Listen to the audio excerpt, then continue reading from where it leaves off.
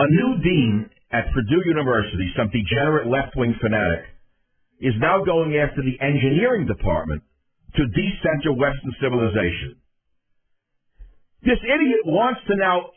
You see, I told you before that the main damage done to our universities and our society were in the social sciences because they're not real sciences.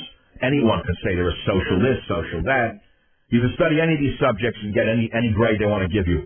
There's no definitive value in any of it. You can make stuff up. So now they're going after engineering, where phrases such as diversity and different perspectives and racial gaps and unfairness and unequal outcomes are now replacing the daily vocabulary of calculations that were once part and parcel of engineering. Daily calculations in engineering departments used to talk about horsepower, microchip power, size ratio, aerodynamic lift, and drag. Now the engineering departments are focusing on representation, hurt feelings, microaggressions in the profession of engineering.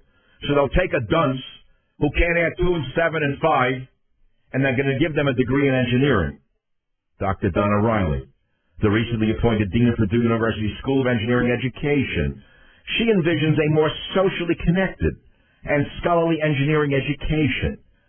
Hey, dummy, Riley, the Golden Gate Bridge was built with slide rules, mainly by white men who had no computers, who didn't study social engineering. Can any of the morons you're going to put into the engineering department build a bridge today even with a computer, you idiot, you? No. Now, let me explain where this is coming from, because you probably know where it's coming from. During the so-called communist revolution, shall we call it the Maoist revolution in communist China, they turned society upside down in China. Mao Zedong did. He destroyed China. He took the educated classes. He demonized them the same way the social justice warriors are demonizing you and I. They called them, just as they're calling us, every name under the sun. Today, of course, you hear the word racist, homophobe, nativist. Those are the same terms that were used in China, but in different ways, to demonize the productive classes in China. Once they got through demonizing the educated classes in China, they unleashed the Red Guards on them, the equivalent of the street thugs of Obama. You know, the gangs that burned down cities? Those were the street thugs that Mao Zedong used to attack the middle class in China. And then they went into the universities, and they took a dumb peasant from the countryside who may have been working in a laundry of a hospital in China, a person who had no aptitude whatsoever to learn anything, and they said, "Comrade, you are now a surgeon." And they put her in the surgical ward.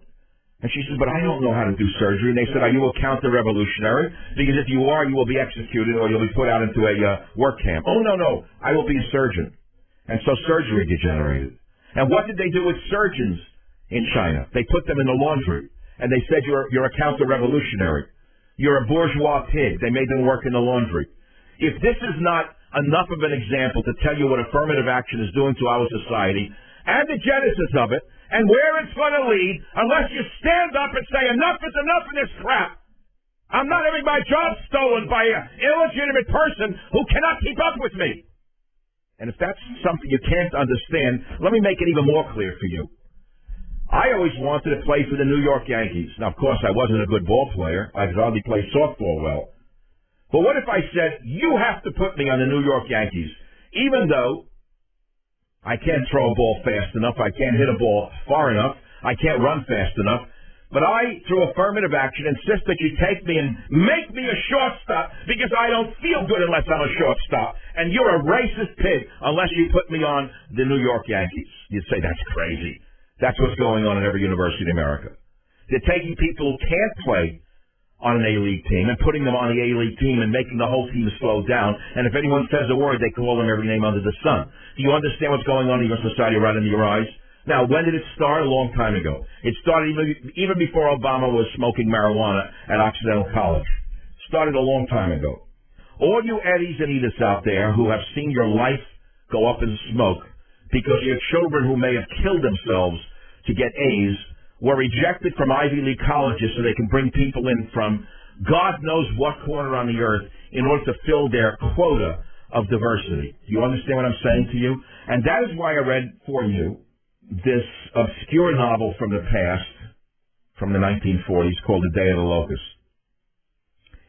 Because it ends with the fact that when people are finally aware of the fact that they've been tricked by their society, and that no matter how hard they've worked as middle-class people and, let us say, denied their own pleasures, they didn't buy a new car. They put it in the bank for their children to go to college.